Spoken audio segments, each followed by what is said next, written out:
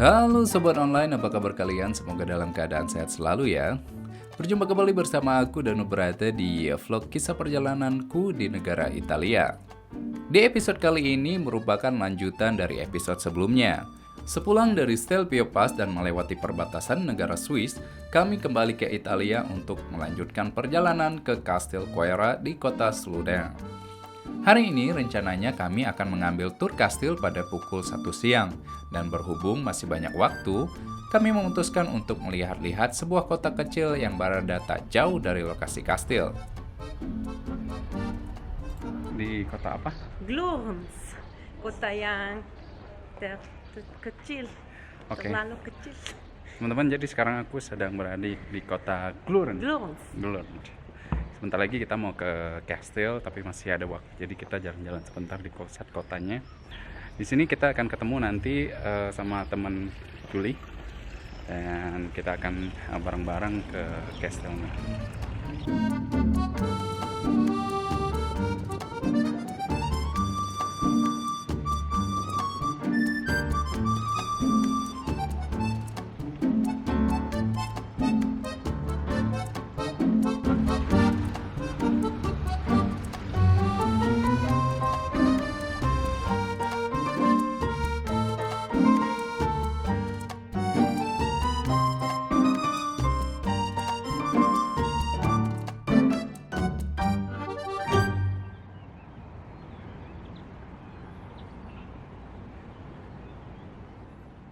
Harus cepat-cepat harus naik ke atas karena udah ada janji ya, jadi harus ada janji untuk bisa naik ke sini. Kita kebetulan ikut rombongan yang jam 1 dan temannya Juli sudah nunggu di sana. Kita harus jalan sedikit, sekitar maybe 2-3 menit ke atas.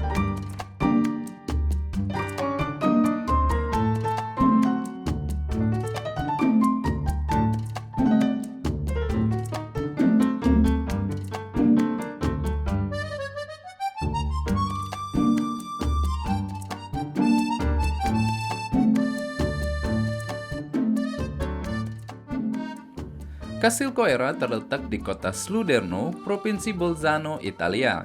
Kastil ini dibuka untuk umum pada hari Selasa hingga hari Minggu.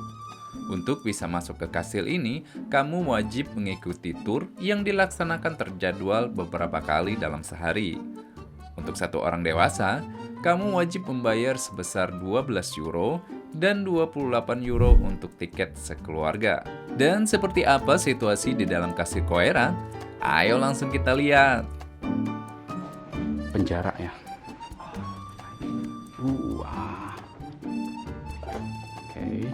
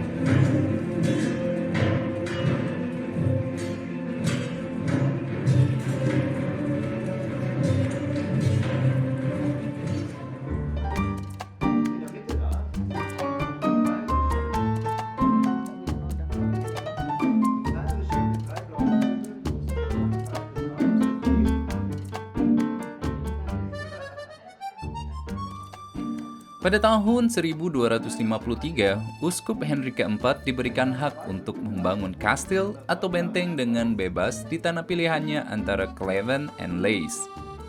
Kemudian pada tahun 1259, dirinya membuat dokumen tentang Kastil Coira untuk pertama kalinya yang kemudian disebut Coburg. Konstruksinya diperkirakan dimulai pada tahun 1254. Pada tahun 1297, pada periode ini, Kastil Koira kemudian beralih menjadi bagian dari wilayah Mazia. Kastil ini sempat dihancurkan hingga ke pondasinya sekitar tahun 1357 akibat perseteruan keluarga Mazia dan dibangun kembali dalam bentuk dan ukurannya saat ini pada pertengahan abad ke-16. Kastil Koira kemudian dikuasai oleh keluarga Trapp dari garis keturunan bangsawan von Trapp hingga saat ini.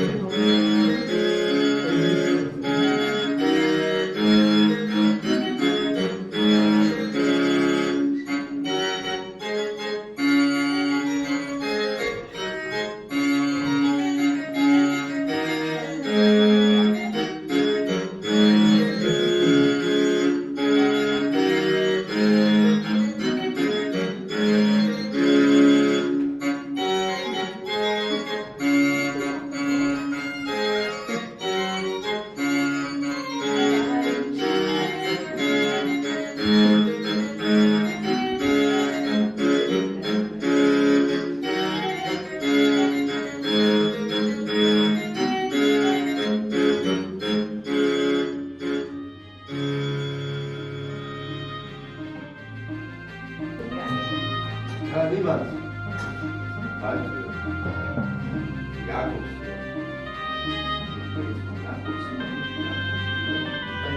Und schauen Sie mal die ganzen Personen, die dargestellt wurden, die beziehen sich auf Ereignisse. War ja viel Toten, das er nochmal gemacht hat. Schauen Sie, wie glücklich er ist. Ja, die hat er sich nur im Hals gefragt oder im Buch gesagt, würde ich mal natürlich.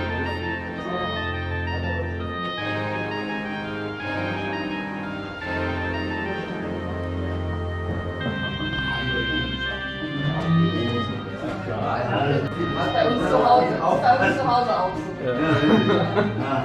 Mal nach Mallorca. The floor is still the same from 1700. Wir sehen wieder, ja, guck, am Prinzip hier, Bismarck als Doktor, der dargestellt wird.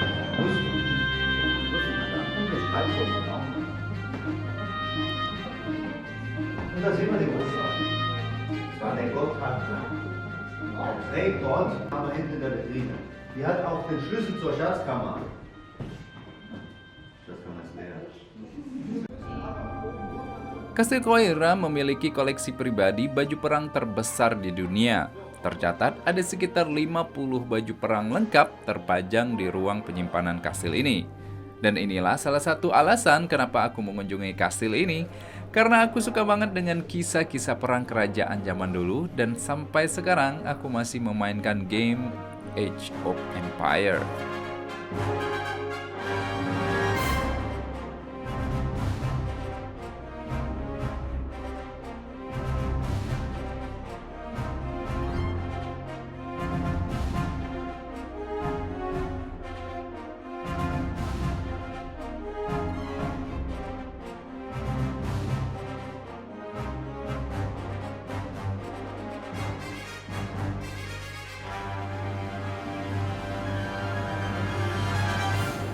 Hier haben wir eine Hellebarde und daneben da haben wir eine gute alte Kettenpeitsche. Ja, in guten alten Zeiten, ne? Da waren die Leute noch robuster. Ne? So, wir müssen draußen links rüber. Links gibt es die Hoffnung auf Speck. Dann schauen wir mal. Die drei hier, die sich da auch entschieden, der letzte der Mannschaft, der musste sich gleich schmieden lassen, denn im Gegensatz zu den vorherigen Mannschaften, natürlich den vierten.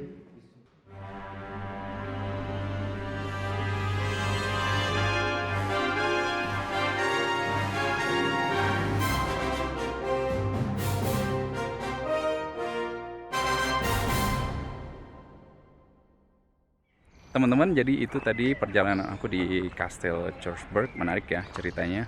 Ini sebenarnya dulu ini milik family yang kemudian dimiliki oleh satu family. Mereka saling berebut kekuasaan untuk castle ini, dan kemudian pada akhirnya hanya dikuasai oleh satu family, dan castle ini tidak pernah diambil alih oleh musuh dan hanya di keluarga. Sampai sekarang mereka masih dimiliki ya oleh private ya, oleh perorangan. Mudah-mudahan kalian suka, dan apabila kalian kebetulan main ke kota ini, jangan lupa untuk mampir ke kastel satu ini. Zuerst reinkommt, dann schaut man, ob die Person rein darf. Wenn nicht rein darf, dann ausdenken zu bleiben, weil er erstmal